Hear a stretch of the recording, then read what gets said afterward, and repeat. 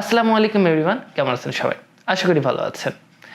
1500 টাকা বাজেটের মধ্যে যারা একটি গেমিং মাউসের ভাইব পেতে চাচ্ছেন, আজকের ভিডিওটি তাদের জন্য। আজকে আমি রিভিউ করব গেম টাইটানের M626 RGB গেমিং মাউসটি।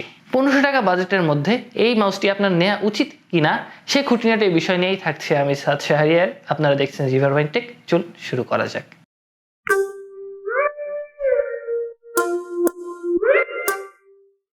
পনেরোশো টাকার মধ্যে মাউসটিতে বেশ কিছু বাজেট কিলার ফিচার প্রোভাইড করা হয়েছে, যা আমাকে বেশ অবাক করেছে।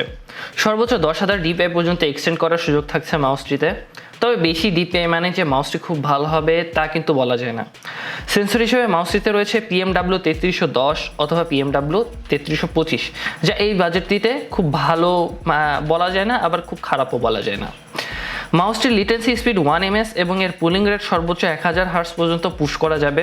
তাই বলা যায় গেমিংয়ের সময় কোনো প্রকার লিটেন্সি, ট্র্যাকিং, একুরেসি অথবা ফ্লিকিং কোনো প্রকার সমস্যায় দেখা যাবে না।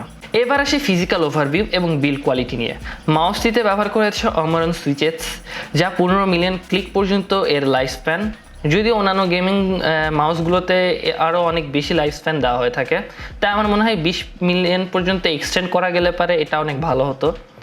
মাউসের পেছনের দিকে রয়েছে গেম টাইটানের একটি বেশ বড়সড় ব্র্যান্ডিং লোগো, যা সম্পূর্ণ RGB এবং মাউসটির নিচের চারিদিকে একটি RGB এর থিন লেয়ার দেওয়া হয়েছে, যা থেকে আপনি সম্পূর্ণভাবে একটি গেমিং মাউসের ভাইব পেয়ে যাচ্ছেন।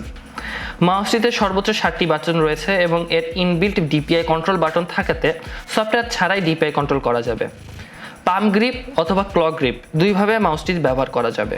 এই মাউসটির বডি ফুললি প্লাস্টিক বিল্ডের এবং এইটার দুটো ভেরিয়েন্ট আছে, একটা হচ্ছে নিচের অংশে মেটাল আর একটা হচ্ছে নিচের অংশে প্লাস্টিক ব্যবহার করা আছে। তবে আমার কাছে যেটা ছিল সেটা মেটালের। মাউসটির কেবল ব্রেডের হতে বেশ লং লাস্টিং মনে হয়েছে আমার কাছে। মাউসের দুপাশের ফিঙ্গার গ্রিপের অংশটুকু রাবার হওয়াতে টাইমের সাথে সাথে যা ক্ষয় হয়ে যাবে, যেটা আমার মাউসে স্পষ্ট দেখা যাচ্ছিল। মাউসটির সাথে যে সফটওয়্যারটি আসবে তার সাথে সাথে আপনি RGB এবং DPI দুটোই ভালোভাবে কাস্টমাইজ এবং কন্ট্রোল করতে পারবেন। এছাড়াও থাকছে ম্যাক্রোর সুবিধা। গোল্ড USB কানেক্টর ইউজ করার ফলে কোনো প্রকার কানেক্টিভিটি ইস্যু আমি দেখতে পাইনি। এই মাউসটি সর্বোচ্চ উইন্ডোজ 10-এর সাথে কম্পিটেবল, তবে আমি আশা করি উইন্ডোজ 11 আসার সাথে সাথে এই মাউসটির সফটওয়্যারও আপগ্রেড হয়ে যাবে। ইন কনক্লুশন বলা যায় যে যদি আপনি 1500 টাকার মধ্যে একটি গুড লুকিং RGB এবং লং লাস্টিং মাউস পেতে চান, তাহলে হতে পারে এটি আপনার প্রথম চয়েস। সাধারণত আমি যেসব গেমিং মাউস ইউজ করেছি সেগুলো 1 থেকে 1.5 বছরের মাথায় ডাবল ক্লিকিং ইস্যু দেখা যায়, বাট এই মাউসটিতে আমি কোনো প্রকার ডাবল ক্লিকিং ইস্যু এখন পর্যন্ত পাইনি। তাই আমার কাছে মনে হয় যে যদি আপনার প্রাইস রেঞ্জ 1500 টাকার মধ্যে থাকে এবং আপনি একটি গুড লুকিং RGB মাউস খুঁজতেছেন, তাহলে গেম টাইটানের এই মাউসটি হতে পারে আপনার প্রথম চয়েস।